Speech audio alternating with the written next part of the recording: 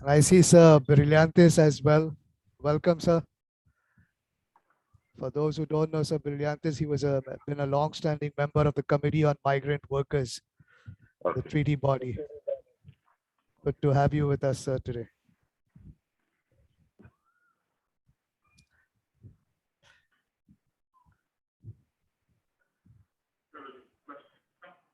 Sir, we have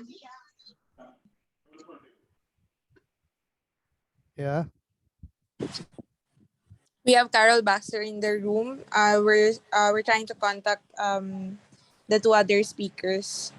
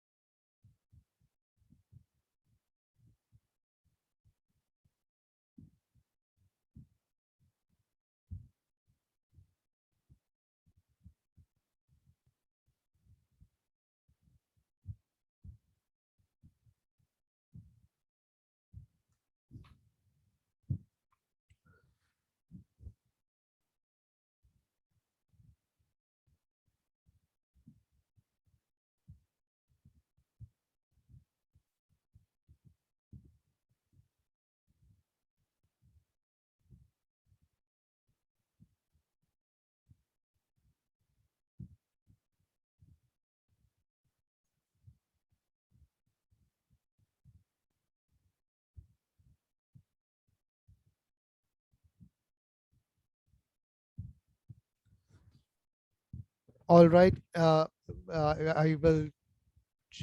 I think we can start. So we are, and while we are still trying to locate, get in touch with the other two panelists, I think it will be good for us to start just to make sure that we also keep to the time.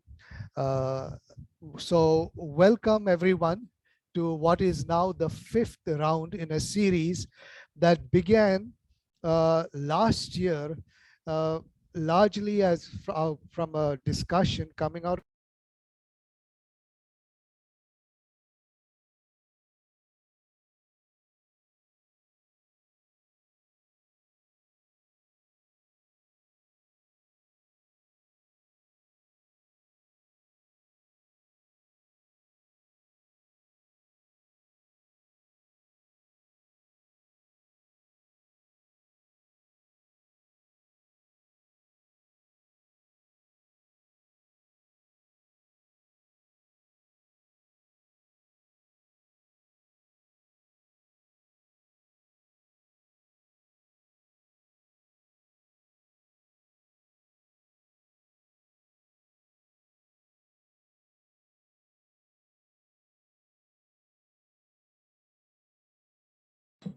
There may be some network problems, so let's wait for a few seconds.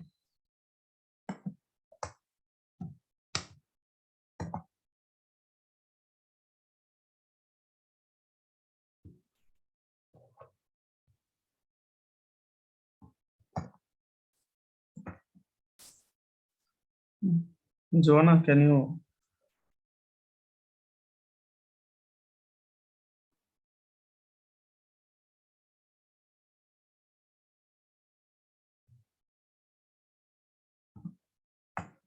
Yes. William is there. Okay.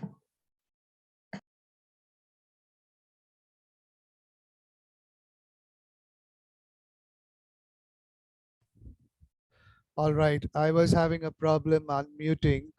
I think now that is fixed. So let's try take two. All right. Okay, this is take two. Welcome everybody to what is now the fifth in a series of conversations that we have been having, a series that began last year with the onset of the pandemic, in which we try to look at the socialization of the Global Compact on migration and migration discourse today. It started off with a very simple exercise of going through each of the 23 objectives of the Global Compact on Migration and looking at its implications in terms of implementation and in terms of what's really happening on the ground in the lives of migrants themselves and communities that host migrants and people that work with migrants on a daily basis. So it was a very ground up kind of approach at understanding the implementation of the Global Compact, which is still to date the most comprehensive framework that we have on governance of migration at the international level. So this conversation went on and in different ways, in different series. Following that, we had uh, a discussion with mayors. We've had a discussion with on thematics, and this whole series has led us to come down to five kind of thematic areas, and which we've been looking at in the last three of these five series. When we are looking at these thematic areas, I've been pondering on it myself over the last week and in preparation for for this fifth round today. I spent a lot of today just watching the news, and particularly what is happening at the Poland-Belarus border. And I've been asking myself, what does that mean? What is happening there? How does that weigh in on our conversations today? How does so much of what is happening in the lives of migrants weigh in on our conversations? And one of the issues that I'm wondering if that we might want to look at, a thought that was inspired in the very first round when we were looking at the objectives, and that was GCM Objective 5, when we talked about regular pathways. And when we talked about regular pathways, at that time, Javed Appiah, one of the panelists on that webinar, said this is the keystone uh, objective. If we get this right, we will get migration governance right. Today, as we look at today's topic of a new social contract, I would like to ask us to reflect on what we are seeing in the news with regard to what's happening at the borders, at different borders, what's happening in the lives of migrants today as the world has come to a standstill. And as the world is slowly opening, what does it mean for labor migrants who are being deployed to countries of destination, or who are stranded in countries of destination, or who are stranded in countries of origin and can't go back to work? So there are many dimensions to this. So what does a new social contract mean in this context? And in the overall context, we must look at, as we are looking at coming out of this pandemic and looking at migration governance with new eyes and leading up to the IMRF, we might want to look at some key words within the Global Compact that defy meaning, that defy conceptualization, that are open to defining in an operational sense of the word by what we do on the ground or what we see on the ground. So for example, today as we talk about new social contract, what would more regular pathways mean in a world of new social contract? What would that mean? What would regularization, a rights-based regularization program, what would that mean in a new social contract? And would us addressing these two issues, regularization and more regular pathways, would that address some of the issues that we will have coming out of this pandemic? Given that so many economies have come to a standstill, there is a need to jumpstart economies. There is a need for essential workers, from truck drivers in the UK to essential workers all over the world. And particularly now we are coming to the time of Christmas. We'll need the shop fillers, we'll need the shelf fillers, we'll need the grocery men, we'll need all sorts of delivery people who largely make up in many countries of destination the essential workers or the migrant workers. So when we talk about new social contract, let us think of what is new, what should be new, and how do bigger discourses in terms of looking at migration governance with new eyes, with the eyes of a world that is looking different from what it was before the pandemic, in the pandemic, and new in the sense of hope moving forward. For us who have been in this journey for the last 2 years almost, I think this is a very defining moment as well, as this is the last in the series in this year. And we are going to go next year into the IMRF, the International Migration Review Forum, where the UN will have this big global meeting. Some of us are still licking our wounds, or some of us are still picking up ourselves from the fight last week in Glasgow, where there was this big push to save our planet.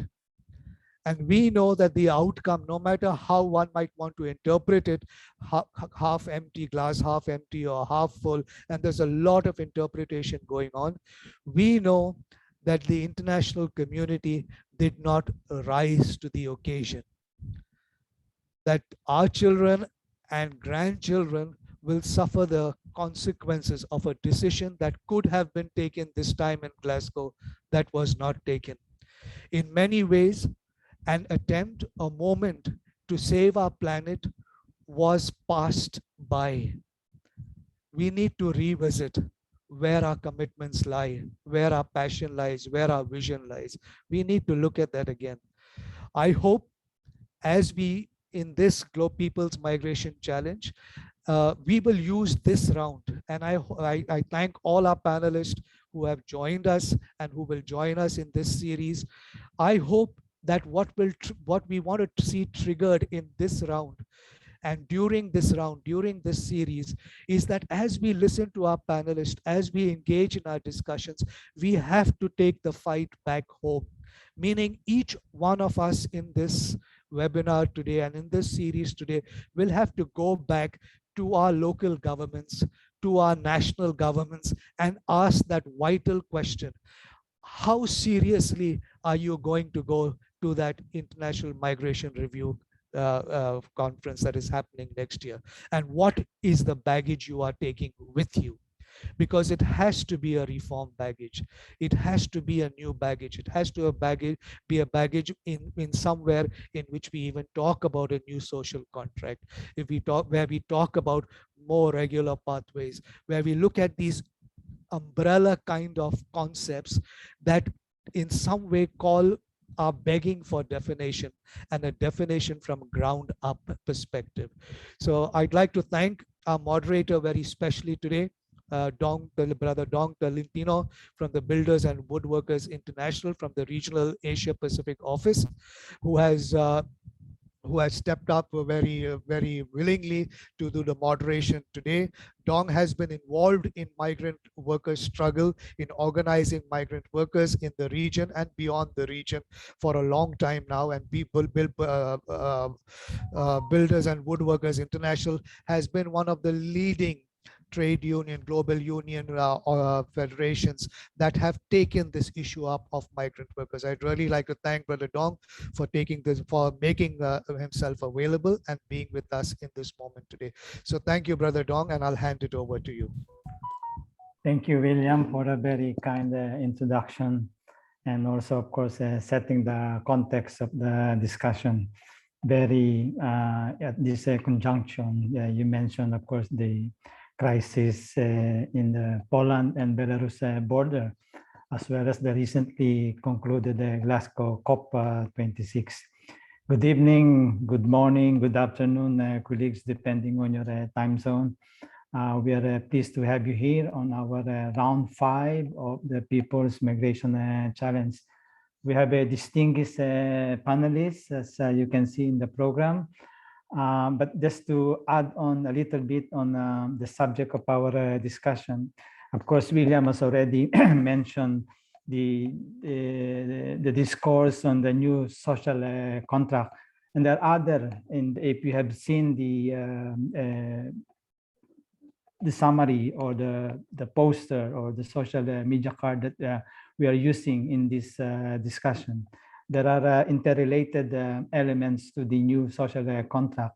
There is, of course, the decent work, and for unions, it has 4 important, also interlocking elements. Of course, the employment must be freely chosen, the right to organize, social dialogue, and social protection. And then we also have the access to justice for migrant workers. That is particularly important in the last 2 years outbreak of COVID, in the light of wage theft.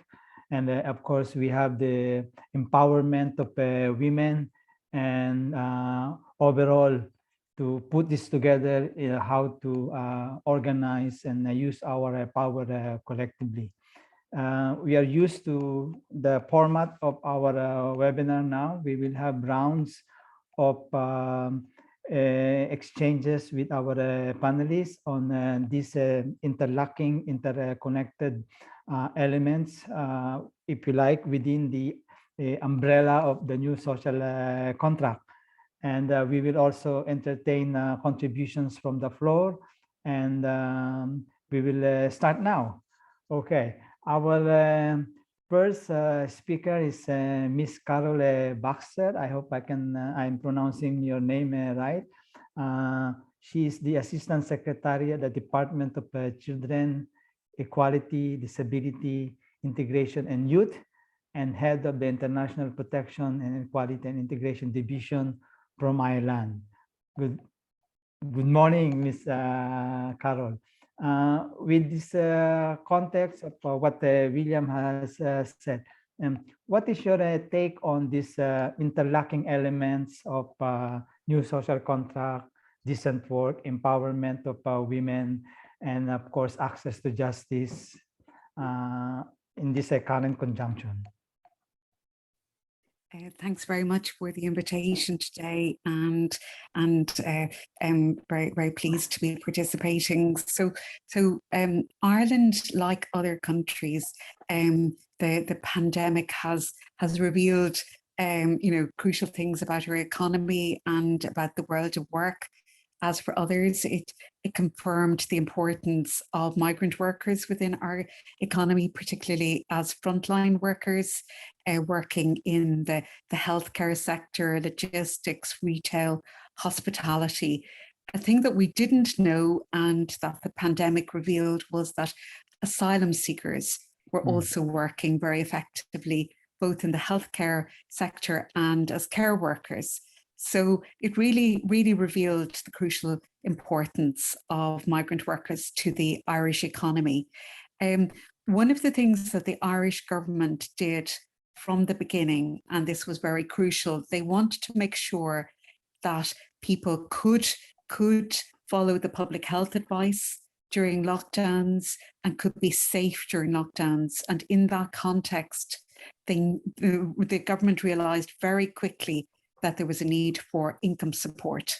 And so very early, a support payment called the Pandemic Unemployment Payment was established. And crucially, that was available to all workers, including undocumented. The key thing was to make sure that people were safe, weren't trying to go to work when it wasn't safe to do so. And very much that kind of approach of being flexible, of understanding that people are working in diverse situations in our economy were a key part. Sorry, were a key part of our response. Go ahead, Ms. Baxter. So yeah, sorry about in that. terms of the interlocking elements, the interlocking elements make a great deal of sense. They're coming forward for you as a result of COVID, but we would say that they are probably key policy elements that would have been important anyway. In an Irish context, we have a series of reforms that are happening not because of COVID, but directly linked to your interlocking elements. So for instance, one of our reforms is an initiative to regularize undocumented workers. That didn't arise because of COVID, but actually the COVID pandemic and the crucial role of migrant workers in the economy has probably served to highlight to the government the need to take action now. So again, there's a whole process of regularization of undocumented workers happening at the moment. Separately, we have a process at the moment of looking again at our equality legislation. The equality legislation is the legislation which contains rights for all workers, including migrant workers, to be protected against discrimination. For migrant workers, it's on their race and ethnicity grounds. That legislation has been in place since 1998. There is a view that legislation needs to be updated. So the Irish government is undertaking a review of the legislation at the moment. And one of the things it's looking at is the redress mechanisms, access to justice, and if it's effective or not. Collaboration has been a big issue for the Irish system. We collaborate very routinely with civil society on both consulting civil society, but also including civil society in oversight structures. For instance, we have a migrant integration strategy in place since 2017, and NGOs are included in that oversight structure. I just want to highlight one key thing in which the government in 2019 established an anti-racism committee, an independent committee, which is formed of both civil society NGOs, trades unions, and also of independent experts. And that is working to look at the whole area of racism, and is working to establish a national action plan against racism. The idea being to address structural racism. So it's an example of collaboration of civil society directly being involved in and influencing a key part of the process. We know that migrant workers are very diverse, and that your situation depends on your immigration permission. The government is working at the moment on a new model for accommodating asylum seekers, but as part of that, it has given asylum seekers the right to work and has reduced the waiting time for that entitlement from 9 months to 6 months. So the final issue in your interlocking framework is the whole area of intersectionality. The fact that impact is different depending on if you're a woman or a man, if you, your age, your situation, your sexual orientation.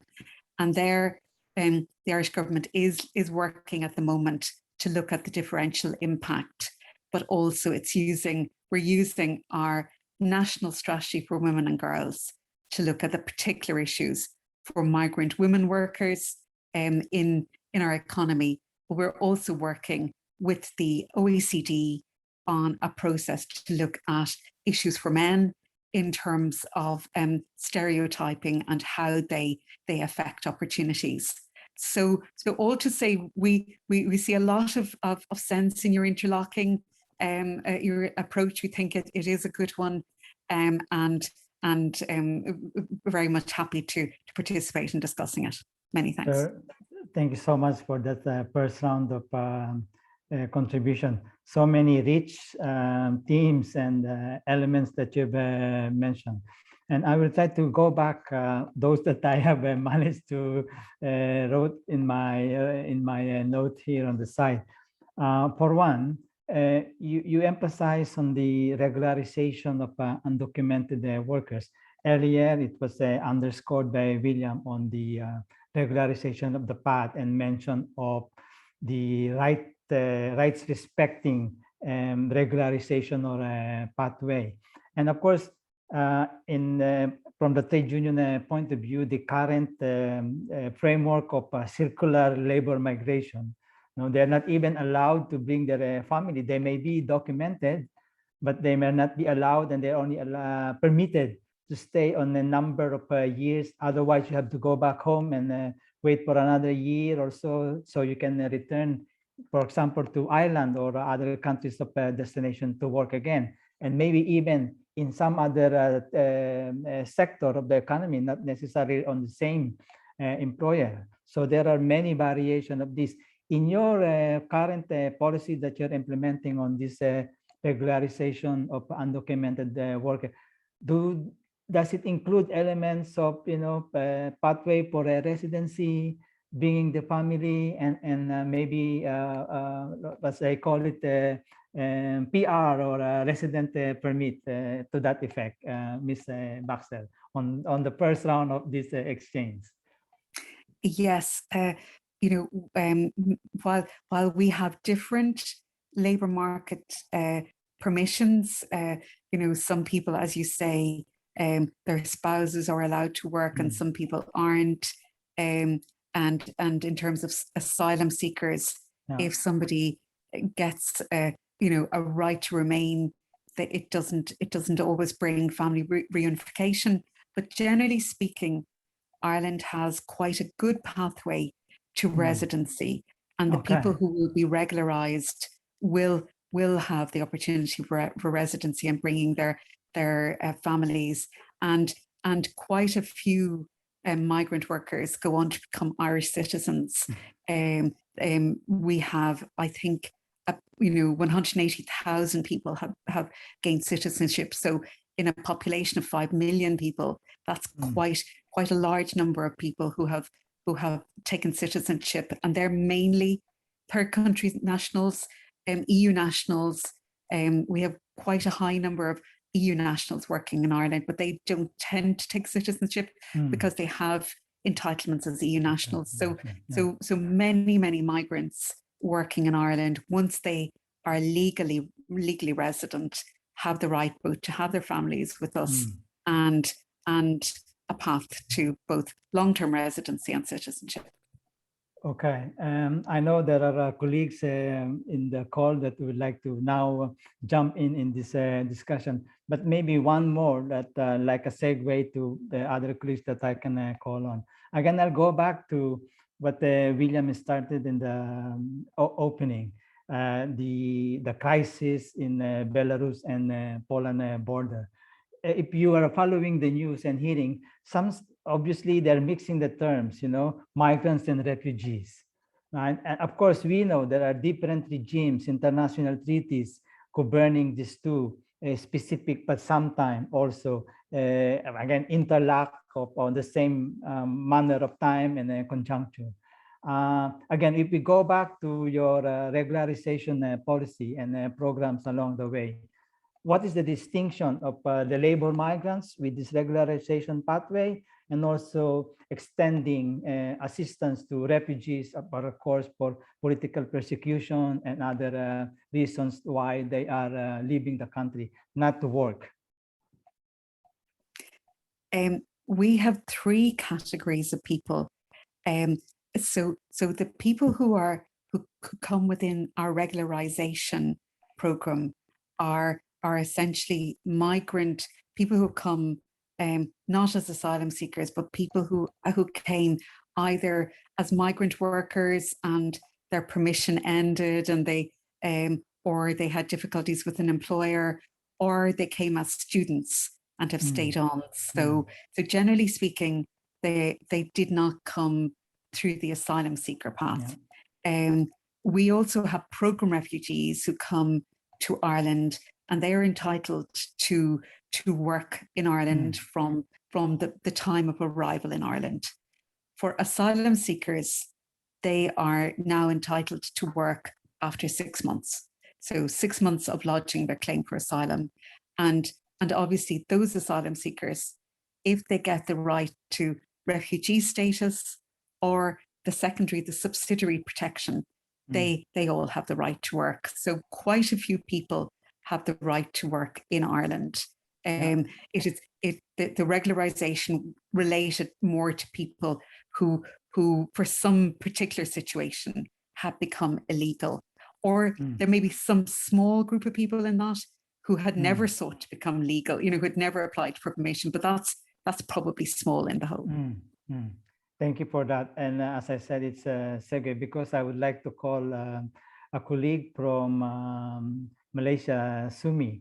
And in Malaysia, there are more or less the same situation of labor migrants or migrant workers, asylum seekers or refugees from neighboring countries, particularly Myanmar, with what is happening with the coup d'etat, and also from other countries, Afghanistan, and lately. So Sumi, what is your take on this current discussion again within this interlocking new social requirement for new social contract? Sumi.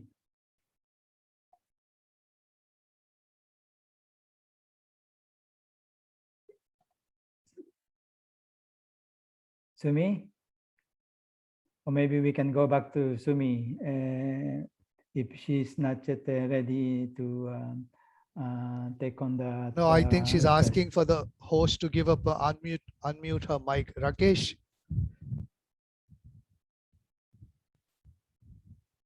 How can we? Okay.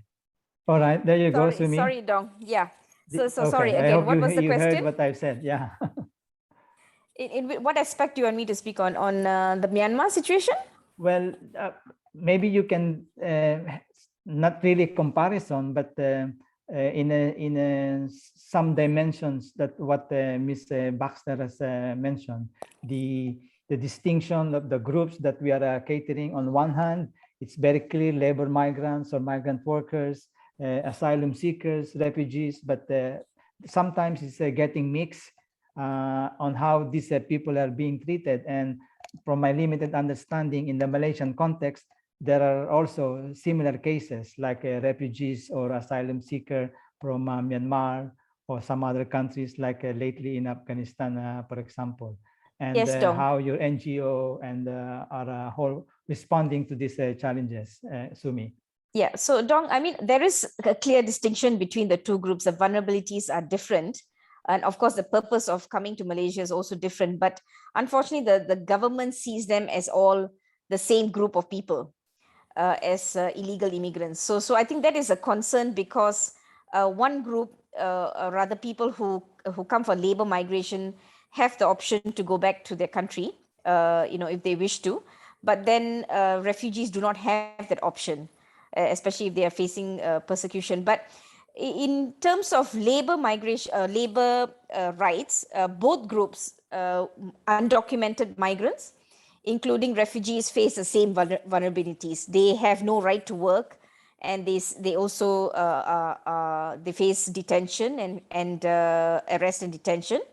Only problem, I think the only difference once they face detention and arrest is that migrants are deported and refugees are not.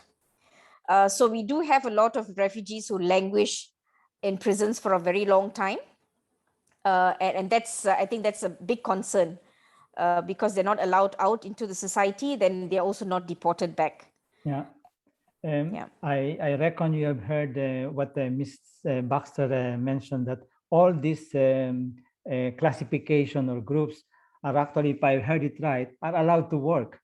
No? Asylum seekers and refugees 6 months after. But is it the same case in Malaysia? If I'm not mistaken. Absolutely not. I think that's unfortunately in Malaysia and a lot of the Asian countries, we do not recognize the right of work for refugees.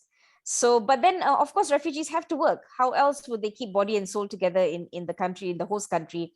So they work in informal sectors. They don't get paid sometimes the minimum wage. They face a lot of labor violations. And I think the problem is we're not party to the Convention on Refugees.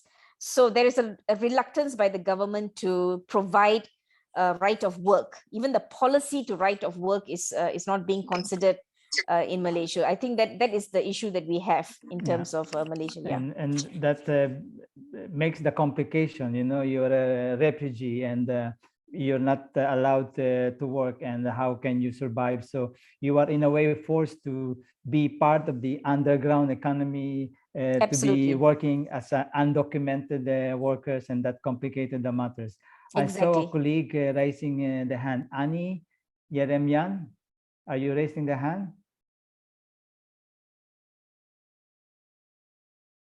Okay, let's wait for a few seconds. But maybe while the Annie is allowed to unmute, I would like to go back, Ms. Baxter, on some of the points that you have raised earlier. The collaboration and intersectionality that you have mentioned, particularly the importance of the collaboration with the civil society organization. This is a little bit biased on my side because I'm from the trade union. Is there also a model of trade union, CSO, and government cooperation on all these regards of the elements that we are discussing? Trade unions are part of the collaboration process. When I say civil society, I include trade unions. So trade unions sit, for instance, on our migrant integration strategy. And they also, actually, the head of the main trades union sits on our anti-racism committee. So a very, very senior trades union member. So trades unions are fundamentally linked into the collaboration process.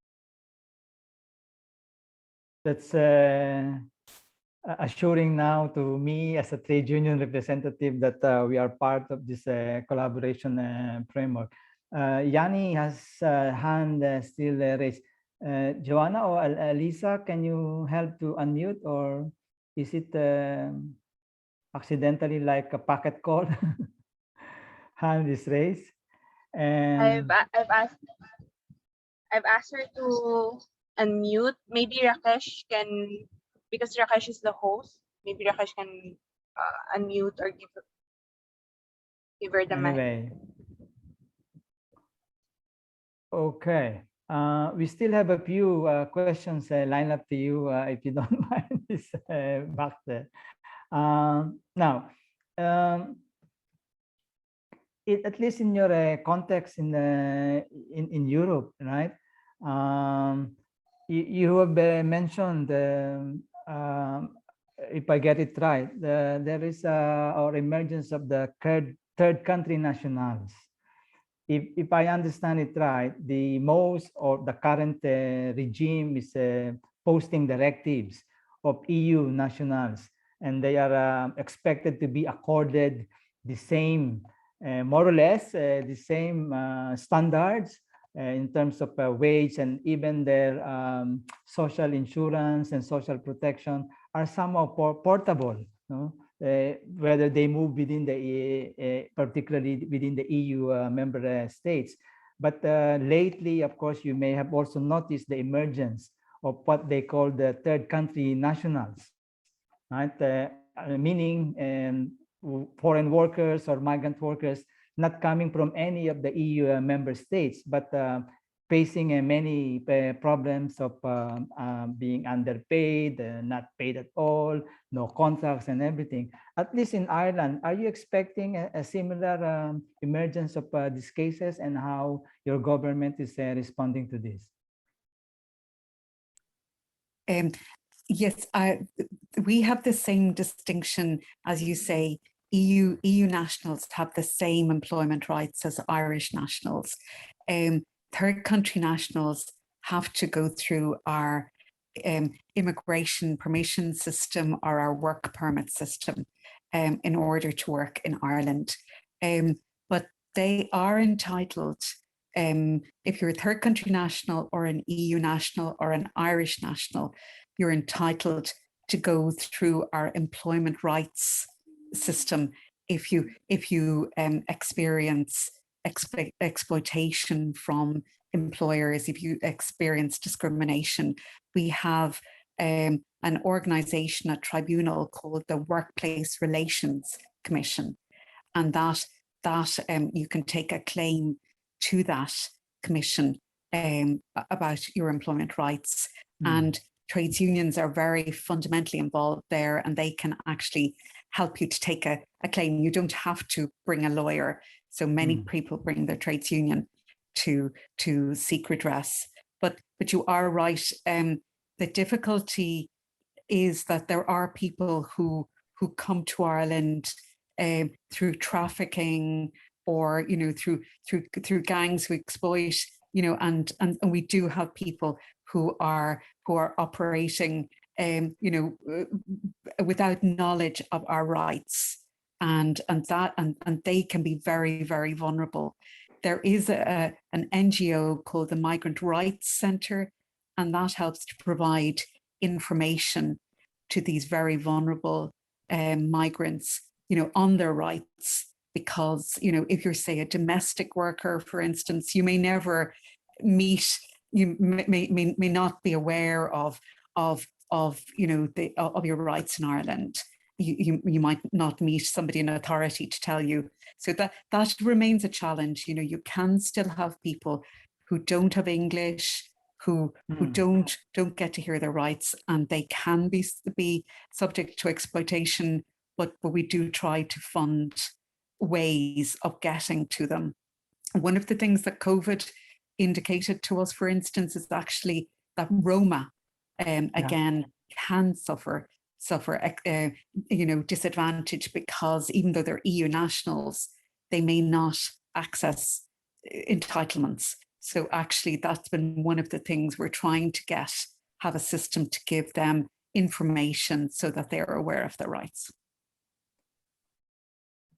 Oh, that's interesting input again. And in a way, it also brings us to one of the interlocking elements of access to justice, because you have mentioned the workplace relation, how they can submit claims. And maybe what is a particular distinction, because in many countries of destination, claims are treated sometimes, or more often than not, actually, treated as individual claims, despite this group of workers are actually working in one employer or in one work site. They have to belabor, the documentation of each individual case. They have to find their own lawyer, interpretation, and everything. And despite lobby of unions and CSO, this is not happening in many countries of origin, of destination of a country of work. How is it in Ireland in terms of collective or group claims? Is it acceptable? And can unions also represent them on the claims, or other organized group, if they are, they don't want to or maintain anonymity of their condition? Our system is a system of individual claims, so that the person does need to make an individual claim. A trades union can represent the person, but we do have, particularly interestingly, under our equality legislation, the right for the adjudicator they can actually rule that a company must do a specific thing. So while a claim has to be taken individually, if the company has 50 people, all of whom have the same experience, the actual person adjudicating the claim can say to that company, you must correct this situation for everybody in your company. So while we don't have collective claims, we do have, under the equality legislation, some opportunity for actions to be required, which go to a structural issue. Okay, that's a good answer to that. That's the distinction, but it's still an individual. But if the educator can, in a way, order the company to settle it for all, it's for obvious reason. I saw a raised hand by Musharudi, and earlier, Farah, I saw your hands raised. Are you okay? We call on first Musharudi, if Yes, can be unmuted. yes, sir. Yeah, please. I just need a clarification from Sunitha Krishna. She mentioned that there is a violation of labor laws in Malaysia in many cases, particularly regarding to the refugees, I mean Rohingyas from Myanmar. And another place she mentioned, Malaysia does not grant the refugees right to work. Yeah. So two things are different. So if there is no particular laws for the refugees, so how they are being dealt? I mean, they are being dealt with the existing laws for citizens of Malaysia or something else? Please make it clarify. Sumi, Yeah. did you get the questions, please? Yes, yes. No, they are deemed as refugees, but then the RSD process, the refugee status determination process, is done by the UNHCR. It's not done by the government. I can't say that the government recognizes the card for them to work. They don't, but they recognize the UNHCR card for them to remain in the country. So there is no written policy that the refugees can work, but they informally allow, the government informally allows the refugees to work in the informal sector, and also provided that they do not work where they have to face the public. So you will see a lot of refugees working at the back end. Example, if it's a factory, you will be seeing them working in the factory side, in the manufacturing side. They wouldn't be working where they have to deal with customers, so that is the type of work that they do. You'll find refugees working the construction, plantation, and so on and so forth. So this is how they survive. And it's really an informal sort of arrangement that the Malaysian government has with the UNHCR to allow them for work. In terms of medical, yes, they can access the government medical centers, the public hospitals, but they have to pay 50% of the foreigners rate. So these are some of the things that they do in terms of refugees. So there's no, I can't say there's a written policy. It is very ad hoc, and it changes every now and then. So this is something that it's quite difficult, I think, for a refugee to survive in Malaysia in that way, because you do not know when the government is going to change the policies. So minimum wage also does not apply to them. I think the only saving grace that we have is the fact that the industrial court recognizes the right of refugees to work. So if the refugee is not paid and he is dismissed from his work, then he has a right of claim in the industrial court, not in the labor court. I hope that answers your question. Yeah, thank you for that, Sumi. Can we go back to Annie again? Because earlier she raised her hand. Sarah, I recognize you, but let's try to get Annie first, because she was first. Okay, we don't have yet. Okay, Farah, please. We take you in first.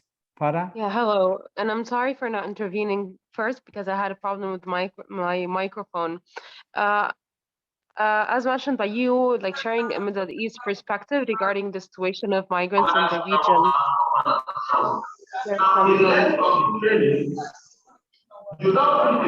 Can you hear me? Because there's a lot of noise. Okay. Please, so Farah. Thank you. So sharing that and the situation of migrants in the region, especially talking about the Middle East, it is very critical because the situation coming from economic crisis is happening in the region, and political turmoils and wars and a lot of instability in the region is reflecting really bad on migrant workers. In a way, in giving many examples on that, for example, the economic crisis happening in Lebanon is reflecting majorly on the wages of migrant workers. That's in the case that they are actually receiving the wages, because there is many cases of wage theft in the country. Wages have went from being up to $300, $200 to $20 per month. There's an economic crisis leading to a decrease in a way of the rate of the Lebanese pound compared to the dollar. There's a lot of cases of in a way detained domestic migrant workers. We've had recently a case of a detained domestic worker in the house of the employer for 7 years. So for 7 years, this domestic worker was not allowed to get out of the house of the employer and was not allowed any external communication. In other cases, many cases of lack of access to justice in the Middle East, not only in Lebanon, many countries. And this is the case also in many other countries all over the world, including the MENA region. Economic crises, again, are really affecting on migrant domestic workers, the language barrier, the culture there, because in a way, many migrant workers in general are treated as a second-degree citizens in some countries, and they're not treated properly, and the culture has a huge effect in that area. So, and the problem of undocumented migrants also has a huge effect on their status, on their access to wages, on their access to justice. So many cases of undocumented migrants, and therefore many cases of undocumented migrant children. And the case of undocumented migrant children has many critical effects in a way, because, for example, in countries such as Lebanon, in a case where a migrant domestic worker has a non-documented kids, she is deported immediately. So many, in general, migrant domestic workers and many migrant workers are not allowed to give birth in Lebanon. So that's one of the examples. So the situation is critical. There's not much follow-up from a lot of NGOs because there is not enough resources to support these NGOs, but there's always NGOs working for such causes, but there's still lack of resources. That's the overview on the situation. Thank you. Thank you, Farah. And I hope you don't mind Mr. Jose Brillantes as a seasoned actor in all these discourses with your experience. What is your take on this, particularly on how do you view the national government authorities being an ally on these advocacies, sir? You have to unmute.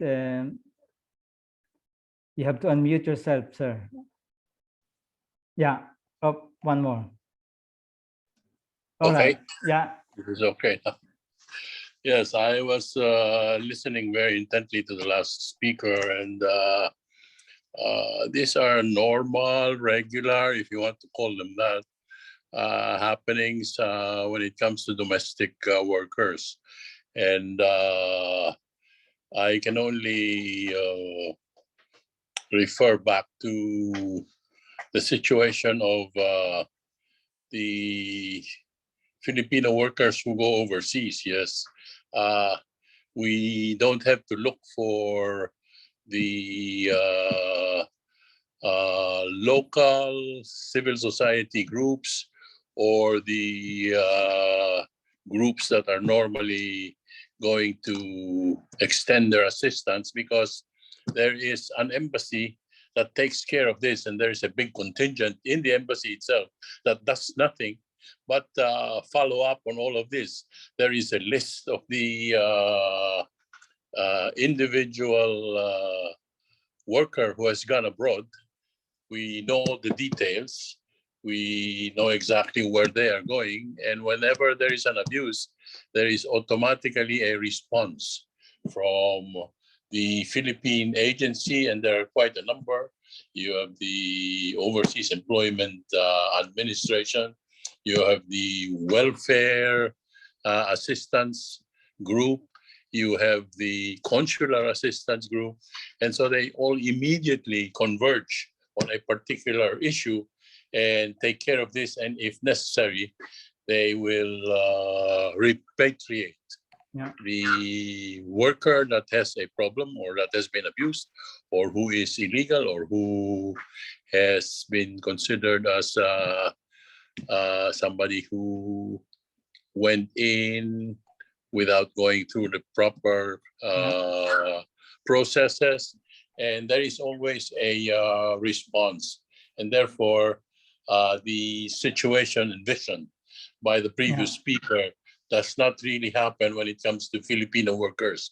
But that's only because we have been in this particular situation for such a long time, since the early 70s, that we have all of the responses now. And even at that, there are many instances where we find ourselves short of the necessary responses in order to take care of the particular worker. Yeah, just like a built-in programs and services within the Philippine missions in countries of destination or countries of work. Thank you for That's that. right. Yes. As a matter of fact, just if I may just please finish off with that, because of this particular situation and how it has developed, in the Philippine Congress right now, there is a pending bill that could probably be approved in the next session. And this is called the Department for Overseas Workers. Department for Overseas Workers. It is now a complete department, and the minister or the secretary is going to be a member of the cabinet. Yes. So that's how important it is. Thank you. That's another webinar altogether, Mr. Brillantes, this proposal to establish this Department of Overseas Workers. But we have Yahya Mousa who has hand raised. Can we have Yahya? I don't know if I'm pronouncing your name right. Yahya Mousa, please. Yeah, hi. So my name is Yahya. It's Yahya Adam. So please go ahead. Thank you for giving me this opportunity. I would like to comment on the Sister Sumita's speech that's regarding the Malaysia. So refugees and asylum seekers in Malaysia, so they are facing, big number of the problems and challenge and issues. So in Malaysia, so regarding, the accessing to works and to education and also the hospital. So I do agree with her that, the refugees accessing on the government hospitals, giving them the 50% discount. So even this 50% discount, it's very, the expensive for refugees, high rates, So even if, the refugees accessing this 50 price, so sometimes refugees cannot, to pay this amount. So it's very expensive comparing to, the locals people. So, and the other things also, the African refugees in Malaysia, especially they face, the racism and discriminations, in Malaysia here. So they suffer a lot, the lack of rights, and also they face difficulties, even it's illegal works to find to work them. So there are many of them. So some of them, they face many issues after the works, the employers not paying them their money. So, and also the children, they cannot access the formal education in Malaysia. So the refugees in Malaysia here, there's only offering the education by the community centers. This is also not considered as illegal, the education. Only they supporting by themselves. So I just would like to ask a question to Sebito. So what is the role of the NGOs to pushing the government so as to government at least give the refugees the right? Or what is the plan for, the governments, Malaysian governments, if there is any, for example, possibility to sign the refugees 1951 convention, at least refugees can get the access to right to whether works or education. And that is my question. Thank you. Yeah, Sumi, it's obviously pointed to you, please. Yeah, sure. We don't see the government taking any steps to sign the Refugee Convention, but I think the main issue is to push them at least to have a comprehensive policy on refugees' right to work. But we nearly did have that policy when we had a change in government, but then we had another change in government, and unfortunately this government is not very progressive in terms of rights in human rights in general. So it's going to be a big struggle for us in the years to come, if while we are under this particular government, to push for any rights for that matter. So yes, like what Yahya said, that right to medical is a problem, and it's still expensive. The 50% payment is still expensive. We are a signatory to the Convention on Rights of Children, but then we have a reservation on education. So this is how we actually keep the refugee children or the non-citizen children out of the public schools. The schools that are run by community and private entities, these are the schools that refugee children and undocumented children access. They have access to these kind of schools, but it's still expensive. Yeah. Community schools are under-resourced. So we can only give them a very minimal, a very basic education, and they would not have a certification. So this is the issue when it comes to community schools. Of course, private schools are expensive. They do have CSR programs, and where they give some sort of sponsorship and scholarships to refugee children and undocumented children to access schools, but it's very, very limited. Yeah. So I would say that we have not done really well in terms of refugee rights in Malaysia, although we host a very, very large number of refugees in Malaysia compared to any other country in the region. In the region, that's true. Ms. Baxter, I hope you can still join us for some few minutes. I was informed that you'll have to leave for some other commitment, but I will just call John to make his contribution. John, what is your take on this new social contract, and particularly on the debate on the regular pathways? John, please. Yeah, no, thanks very much, Don. I'm happy to follow Sumi and her image of governments changing. Governments do change sometimes, not in a great direction, but sometimes in a better direction. And I think that's the kind of moment we're in.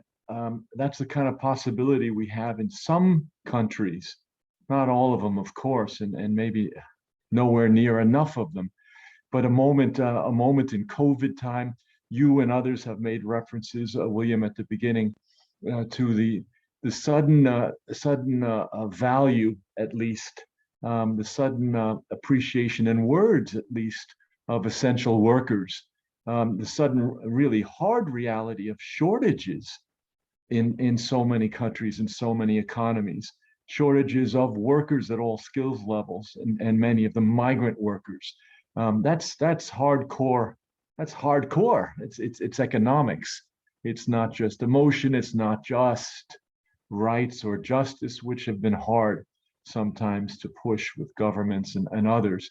It's money, and it's health, and so that's a very, very different moment than I think we've been in. And so it's a moment, as William said, and Dong Yu and the labor movement are so front line with this proposal, with this insistence on a new social contract, because it is a moment that's looking for new possibilities.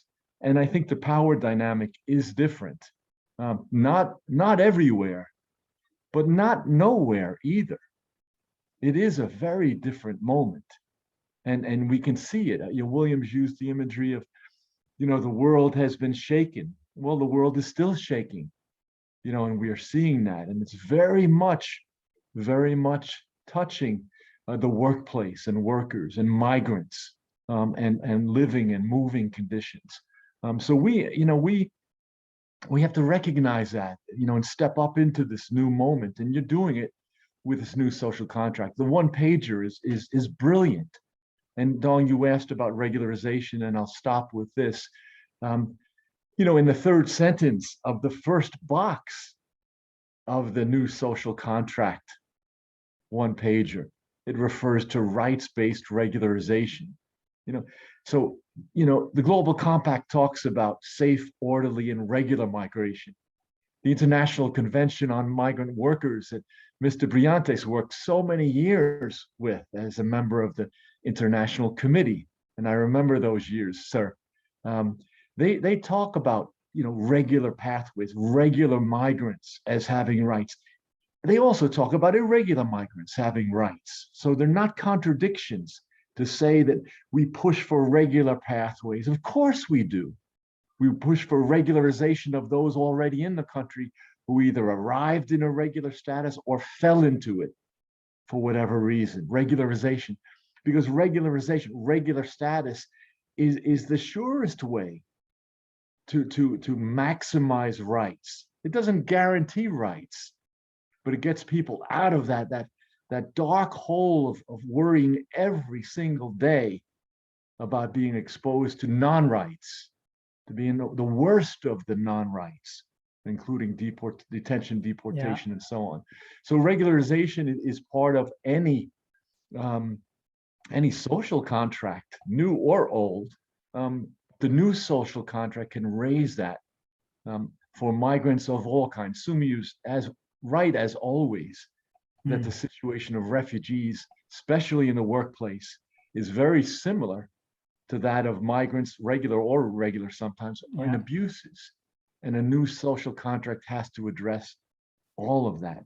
So more power to the trade union movement leading this conceptualization, and may we all wake up, because civil society, we've got to, as the world has been shaking, we have to shake ourselves out of thinking, we can't ask for more, or we can't ask for everything. Let's ask for it all. Let's recognize our unity on this. We are so together on all these fundamentals. We know the reality of them because so many of us are migrants and refugees ourselves, or have members of our family, past or present, who are migrants and refugees. And there's power and there's fire, as our colleague Pefi King has mentioned a couple days ago. There's fire in that passion, and that together with the moment, that together with the need for change, that gives us power, I think. Yeah. Thanks a lot, John. Ms. Baxter, William posted a very, I would say, a relevant question, of course, in our discussion. With these complexities of discussion on the social contract, we have to use, in a way, the reading of the question, the intersectionality that you mentioned, must go beyond the prism of the current categories of migrants or refugees. So what is your take on this, this question? If you can read it in the chat box, yeah. Yes, thank you very much. I think that maybe the answer is the other way around. I don't think that we need necessarily to change the categories of refugee or migrant worker, but rather to recognize that refugees and migrant workers are themselves very diverse, and that their experience will be different depending on whether or not they're able-bodied or not, men and women, their age, their family situation, and their sexual orientation. And so I think from the very beginning, I think it's important to recognize the diverse identities of refugees and migrant workers, and that from the very beginning, both civil society's response, but also government's response has to recognize that needs will be different depending on those diverse identities. Yeah. Hey, Don, this is John again. Could I mention one more thing? I neglected to thank Ireland for its leadership on some of the most progressive movement for migrants at the international level in the past 20 years. And that's specifically with respect to the development of the Sustainable Development Goals. Ireland had such a direct and central leadership role in the Sustainable Development Goals that really were breakthrough on all of our issues, on rights and on protection and on labor, migrant workers. It's the Sustainable Development Goal 8.8 that talks explicitly of protecting the rights of migrant workers, in particular women workers, and SDG 10.7 that actually is the mother of the Global Compact for Migration, because it calls for facilitating safe, orderly, and regular migration. But that process was government driven, and among the governments, it was Ireland in the driver's seat very much. So appreciation, Ms. Baxter, to your government for that enormous contribution that takes us forward. Okay, and thanks for that additional note.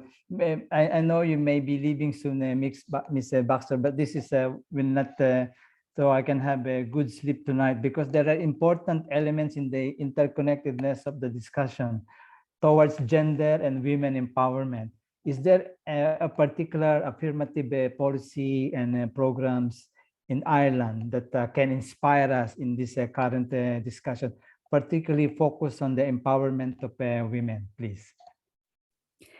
And just to say that I totally agree with Willem on his last point, and thank you very much to John Bingham in terms of Ireland, very much appreciated. I would say that we are trying to develop our skills within our government to recognize the different impacts depending on whether or not the person is male, female, their situation. But one thing I would say, and that it might be useful for yourselves, is that we're actually using the OECD quite a lot. They're actually, we've applied for funding to the European Commission, for instance, on a project that will use the OECD to support our government to look at the different impacts depending on the person's identity. So what we're trying to do is look at policies and how you really make sure that those policies have the impact that you want them to have, and really to be able to assess the equality impacts. And my sense is that the OECD is a very good resource. We found them really good, giving us access to very good case studies from across the world. So I would say that for yourselves, that look to the OECD, that it's really doing very interesting work on gender mainstreaming and equality mainstreaming. Thank you for that. And I will call some other colleagues, but just be mindful if you need to go. Of course, we were informed, but in any way, in case that you'll be leaving at the middle of the discussion, we thank you this early in our current conversation. I was informed that Ambassador Grace Princesa is in the call. Maybe we can also ask her to give her a perspective, particularly also on the discussion for these new social contract and regular pathways. Ambassador, are you still on the call? Yeah? Yeah. Hello. Yeah. This is a surprise. William. Well, I will just add to what our colleague, Ambassador Berlandes, our former Secretary for Undersecretary for Migrant Workers, that indeed the Philippines has been trying to do as much as it could. And I was ambassador in Abu Dhabi. William knew what I was trying to do there. And I've been following all of this. I never expected to talk, and now I'm talking. Of course, I was in the Vatican also lately. So I've been watching how the Vatican and the Pope has been trying to push the migration agenda in the international level. So rest assured, and as we say, we will have a change of government next year. So we hope that I'm watching, and that's why I'm attending all of this, so that I will learn globally and hopefully use the knowledge for the new government to be more focused, to have our new department. I was formerly Assistant Secretary for the Legislative Liaison, so I know all the dynamics going on. So, but I'm really hoping and praying that the Philippines can still continue the leadership that it's trying to do towards engaging with destination countries for bilateral labor agreements, and also for us here in the Philippines to continue the engagement locally, so that we can somehow be a light in the world of migration, especially because we are in 200 countries in the world. As William knows, he lives in the Philippines. So yes, let's pray for a government that's on fire, a civil society that's on fire, all of us on fire for this very important issue of looking at migrants as people. I read that, William. Yes, there are people before we categorize them as anything. They're people. So thank you.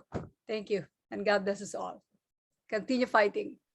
Thank you, Ambassador, for that perspective. Elian, I saw again Farad raised her hand. Is that a fresh raised hand or it was earlier? Yeah, I did raise my hand. I wanted to share with you some points, which is that even though we do see the government's intervention, we do not see actually government intervention or initiatives in the Middle East, but in many other countries, talking about the MENA region in general. But it is well noticeable in a way that awareness is raising among people.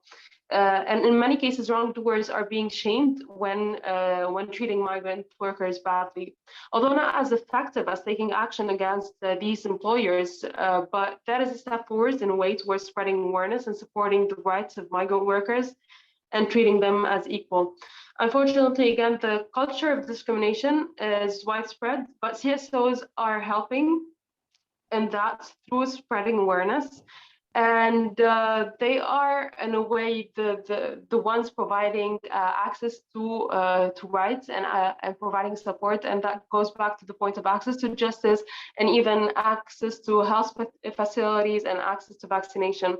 So it's mostly civil society organizations connecting, supporting, and given the needed support who are providing the needed support for migrant workers in general. Thank you.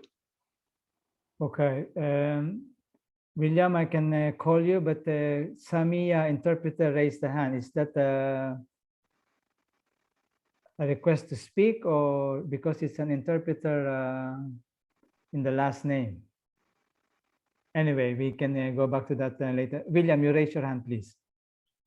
Hi, Carol, and I know you're gonna leave, and I just thought it would be important to put this question to you. I like how you started of how Ireland responded in the time of COVID, even to the point of giving kind of an allowance, a wage for workers, even those who were undocumented. I'm wondering, when we look at practices like that, what drives a state to respond like that? You've mentioned OECD guidelines, but what drives a state? What was the thinking behind that led to such a quick kind of response? Both from a human rights perspective, it's noted as a human rights response, as a humanitarian response as well. It has been noted, kind of thing. But what triggers such a fast kind of response by a state? Well, if you could share some of the thinking of what moved the state to act better, what was the rationale, in other words?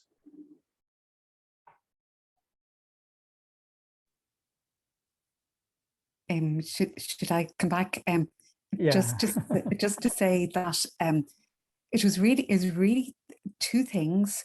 It was so that we could have an effective lockdown. That at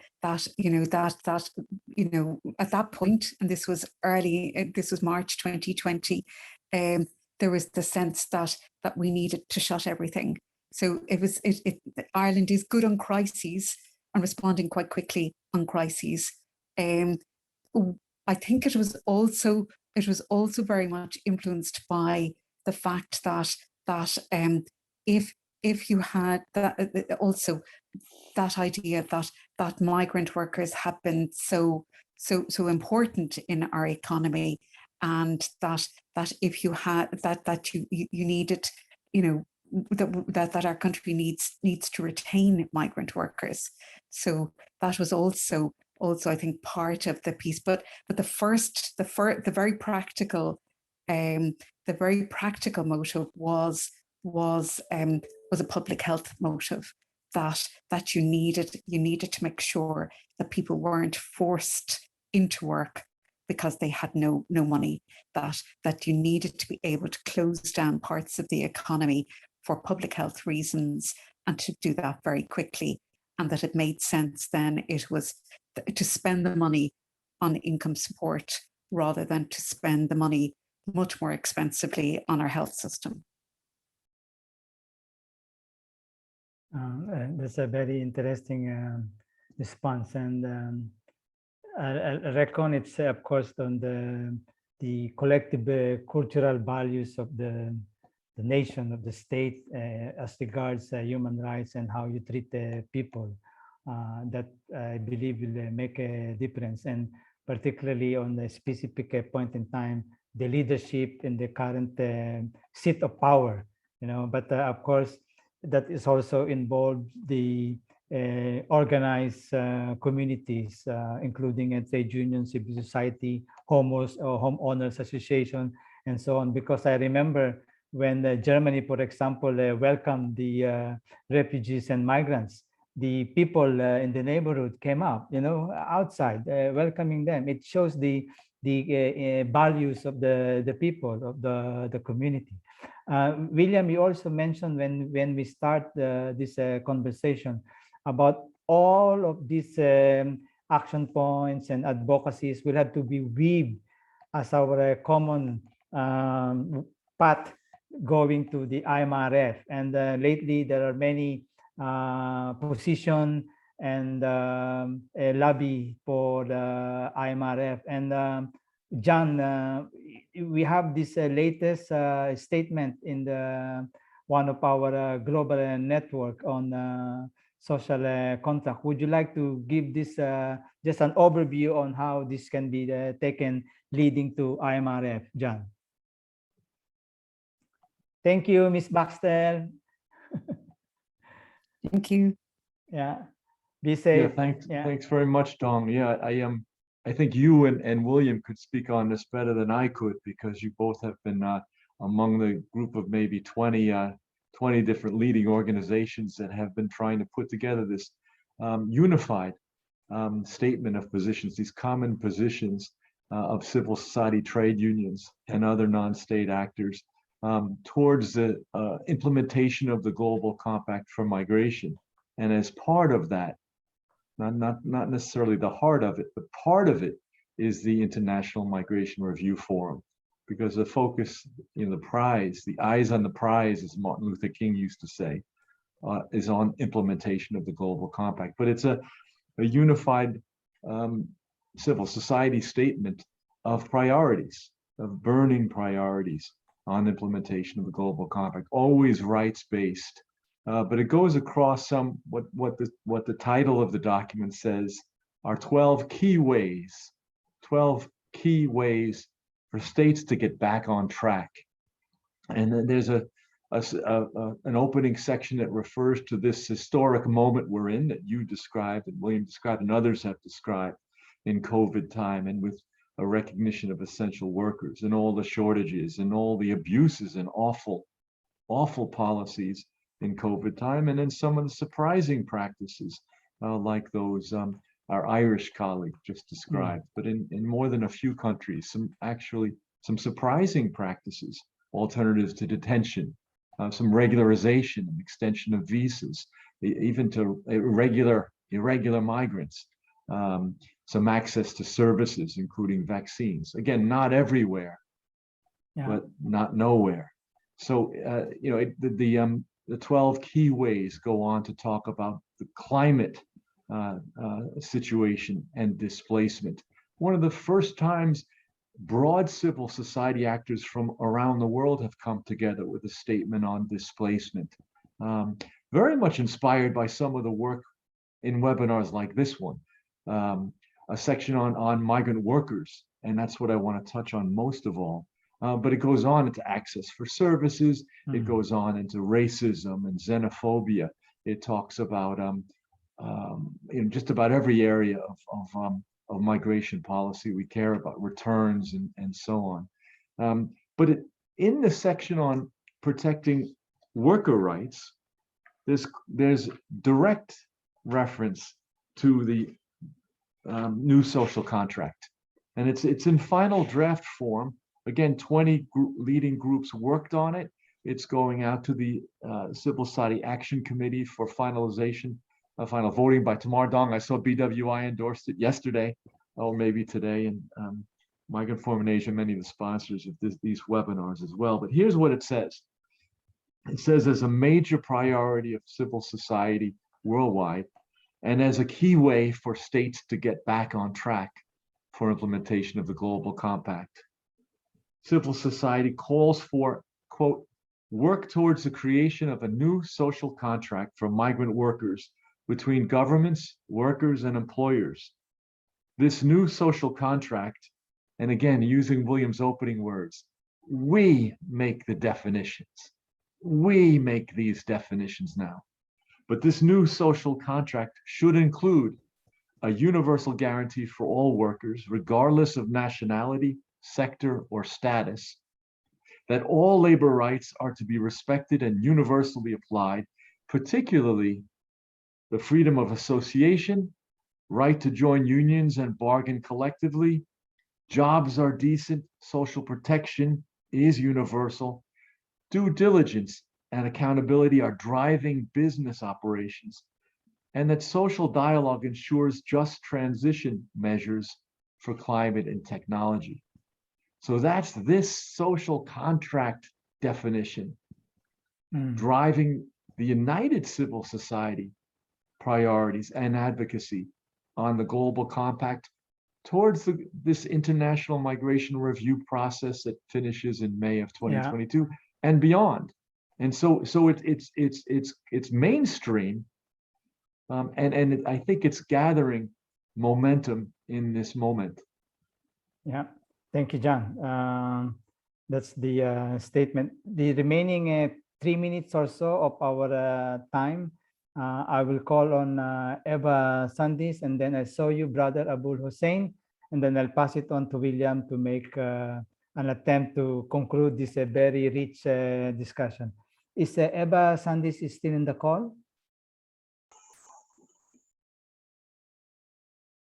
Hello. Yeah, okay. We can have you first, Brother Abdul, yeah, please. Do you hear me? Yeah, please. Yeah, go ahead. Thank you so much. I'm Abul Hussain from Bangladesh. I'm working with the Bangladesh Migrant Workers Forum. Okay. So I want to know how you have any assessment to the how much waste if the pandemic period all over the globe. So do you know the Bangladesh is the sending country, and in the last 2 years, pandemic time, 1 million workers come back. Yeah. Women, and they have no carrying any money. No ticket, no passport, no valid documents. So there are mostly losses, all type of resource. So can I ask to you, have any plan to take care of those who have lost everything in the during the pandemic period? Yeah, that's the wage step issue.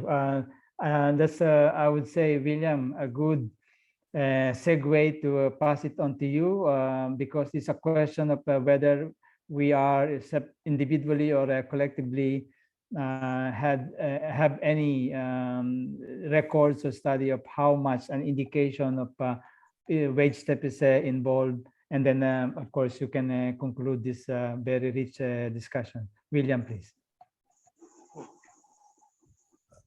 Dong, do you want to see if Eva is still coming on? Or I was told that she left. Oh, she left. Okay. All right.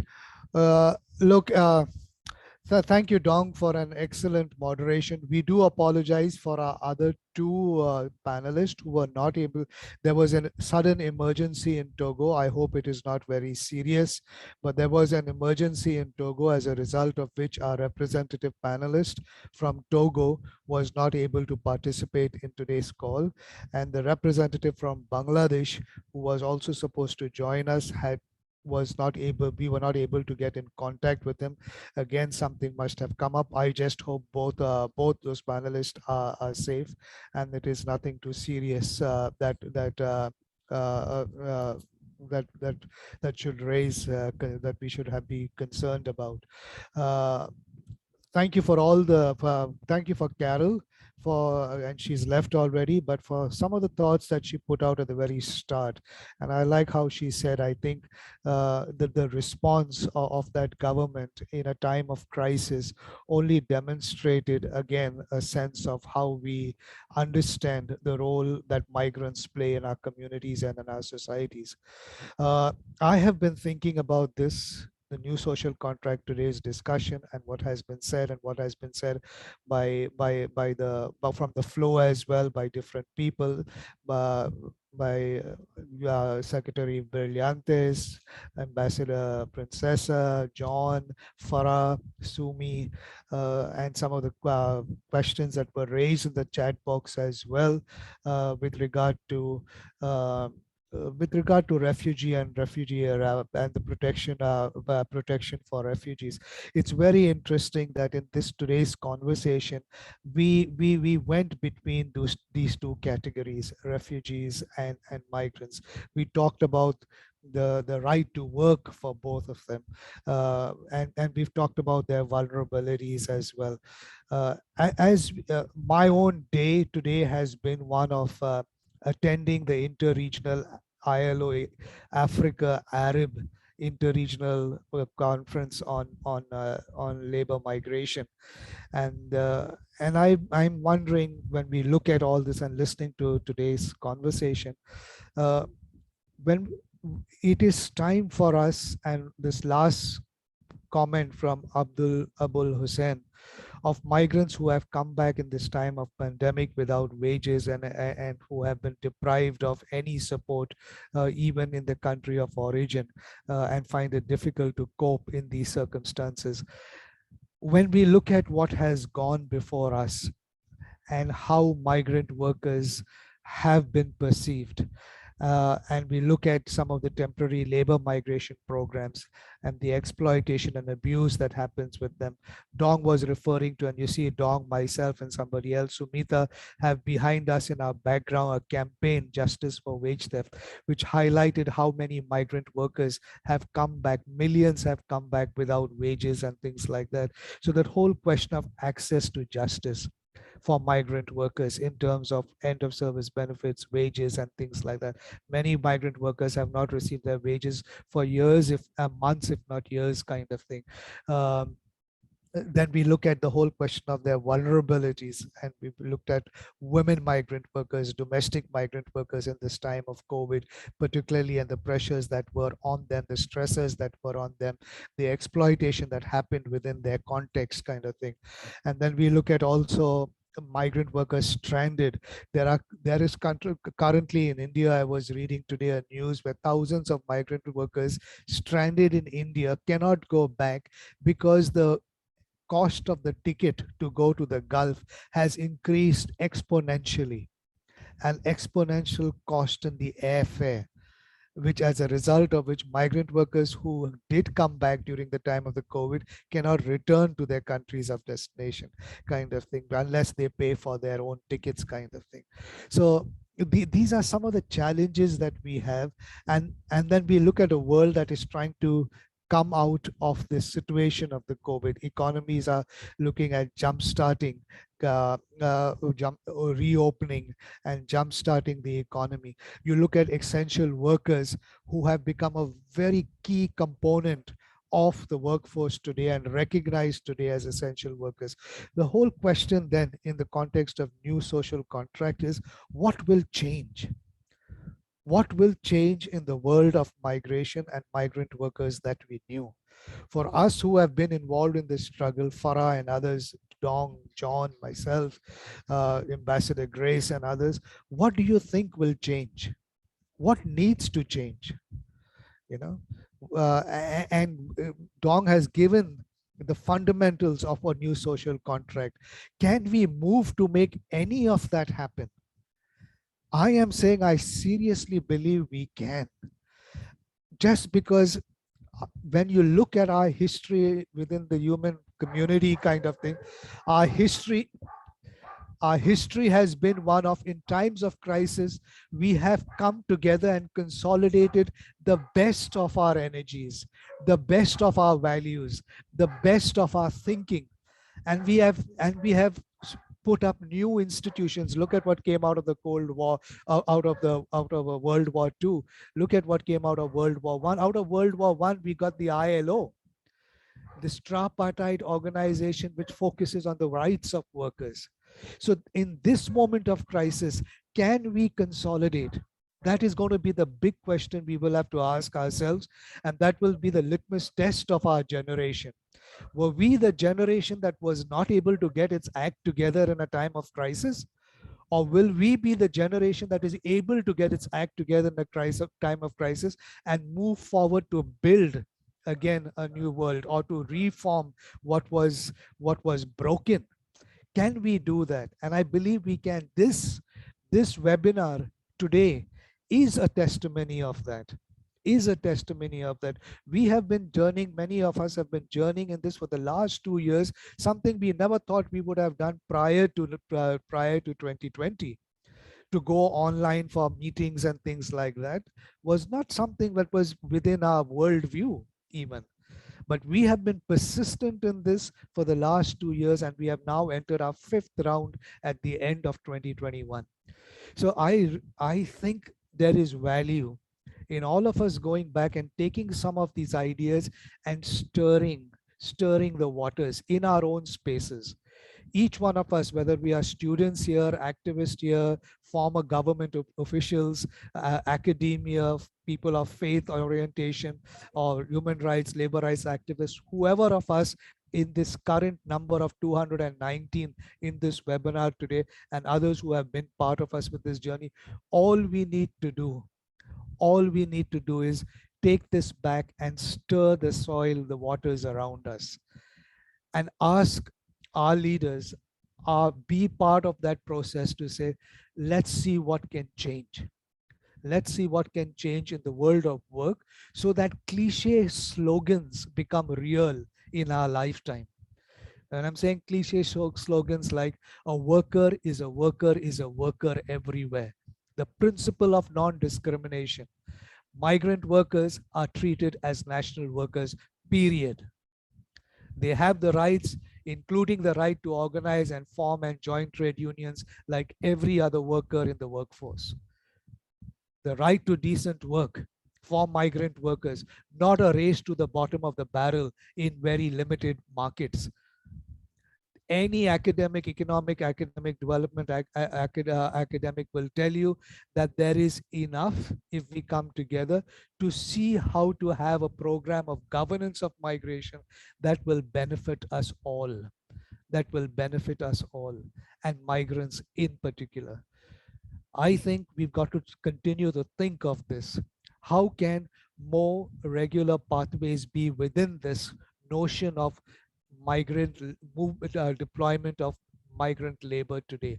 How can we expand some of that? How can those be protective and rights-based? How can we have regularization for workers who are already there so that they can now be empowered and now have the tools and have the recognition and the identity to be able to give all of their potential without fear? The fundamental principles of the human rights framework was freedom from fear and freedom from want. Migrant workers today move largely because they want to be free from want. They want a livelihood. And very often they are caught up in a destination country, very fearful of their situation. What they need is freedom from fear. So, dear friends, I really think it's time for us, and I thank you all for being part of this journey. But I'm asking you, and we are asking you as co-organizers, all the co-organizers who have been part of this process, that let's find a way of taking this back to the ground, back to our homes, back to our communities, and let's stir the ground so that the hope that we envision is a hope that we can realize. I'll leave it at that, and I hope I will see you again we will see you again for the next in the series, which is going to be on race, another very difficult and hard discussion that we have to come to grips with in our time, and if possible, look at it with new eyes. Look at it with new eyes to bring that kind of change that we want. Once again, thank you, Dong, for stepping in and for doing a fantastic job in the moderation. Even if we lost our two speakers, you kept the conversation going, and for the people who stayed on, thank you so much, and looking forward to seeing you again next week. Thank you so much. Thank you all. Be safe.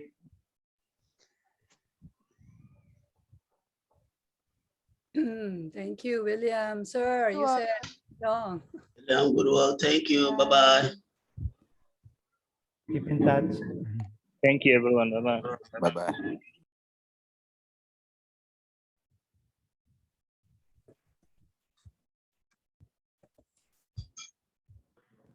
Thank you, William.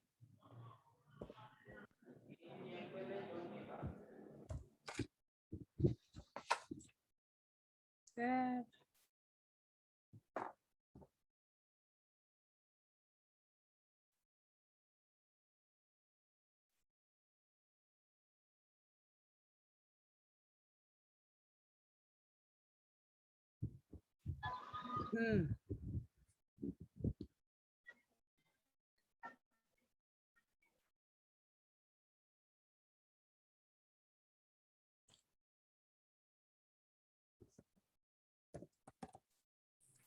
Sorry, I would like to know from the organizers, can we still in this room since the next webinar will be in 20 minutes?